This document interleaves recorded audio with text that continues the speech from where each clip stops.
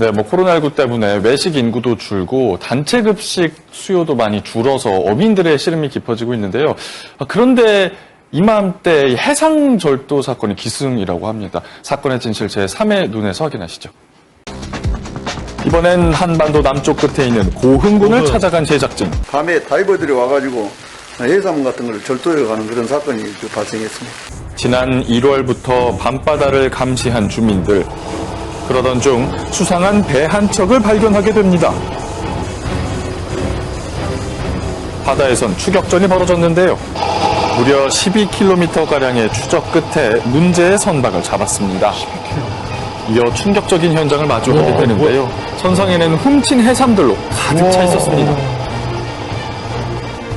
무허가 선박을 이용해 해삼을 훔친 절도범들.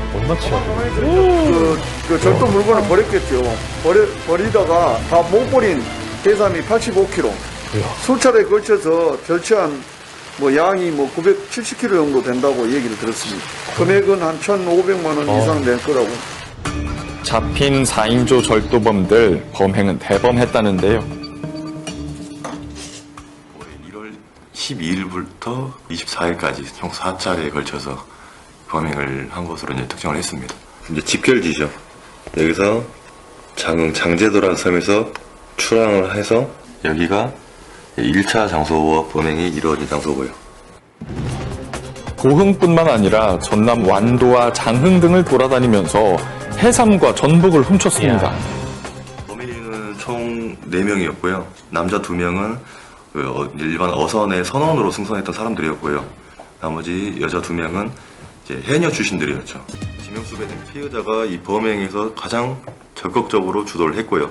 그리고 해녀들 같은 경우에는 코로나19 관련해서 이제 경제가 좀 어렵다 보니까 좀 생활고에 시달려서 용돈벌이나 할 겸 도주한 피해자가 지금 유인을 했던 거죠. 전국적으로 급증하고 있는 해상 범죄. 생계를 위협하는 절도로 인해서 어민들의 시름은 깊어만 갑니다. 이런 시기에 해상 절도가 늘고 있어서 참 안타깝습니다. 그러니까요. 이 3년 평균으로 따지면 한 해에 한 230여 건가량 해상 절도가 발생을 한다라고 합니다. 지금 보신 것 같은 그런 사건들인데 네. 올해는 특히 수상 범죄가 기승을 부리고 있고 말씀하신 것처럼 생계를 위협하다 보니까 해양경찰서 특별 단속에 나섰고 2달 만에 무려 84명을 검거를 했다라고 합니다. 네, 힘든 시기에 이런 일은 좀 없었으면 하는 그런 바람입니다. 네, 사건의 진실 양재열 변호사와 함께했습니다. 고맙습니다. 네, 고맙습니다. 대한민국 긴급한 곳이라면 어디든 달려가는 이들의 그날 그 현장으로 지금 출동합니다. 지난 1월 29일 전남 완도군 여서도 남동쪽 9.3km에서 거센 파도를 뚫고 퇴선 명령과 함께 어딘가로 달려가고 있는 고속단정. 실제 이날의 사고는 제주에서 고흥으로 항해 중이던 3,600톤급 대형 화물선이 바다 한가운데서 침수 중인 사고 현장이었습니다.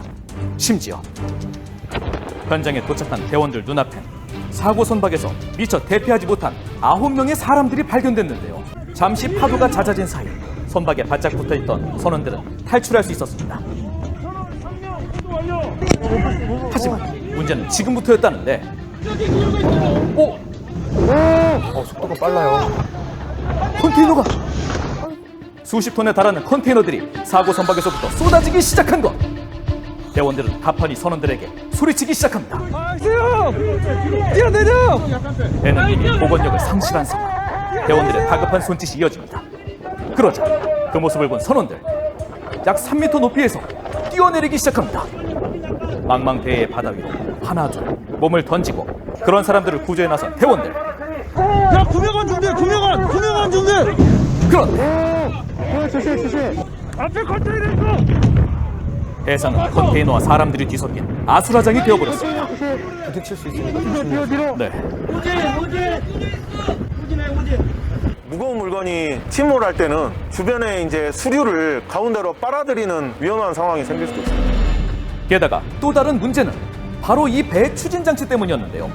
사고 후에도 추진기가 계속 작동하고 있어 점차 물에 잠길수록 가까이 있는 것들이 빨려 들어가기 시작한 겁니다. 남아있는 6명의 선원들 중 한 사람이 먼저 바다 위에서 발견됐습니다. 속도를 내 달려가기 시작하는 단정. 오케이. 하나, 둘.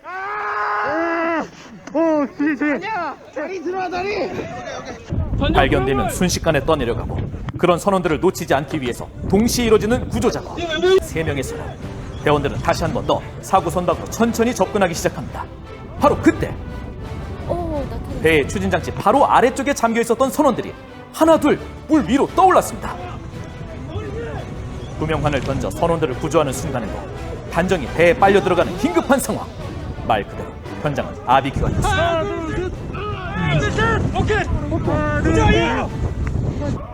대원들이 현장에 도착한 지 10분도 채 되지 않아 사고 선박은 침몰하고 말았습니다.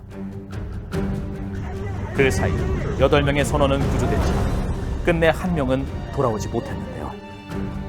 이날 사고는 더 많이 적재하기 위해 화물창 뚜껑을 닫지 않아 그 안에 해수가 유입되며 침몰 사고로 번진 인재였는데요. 욕심의 눈먼 이들로 인해 안타까운 비극이 다신 되풀이되지 않는 대한민국이 되는 그날까지 함께하겠습니다.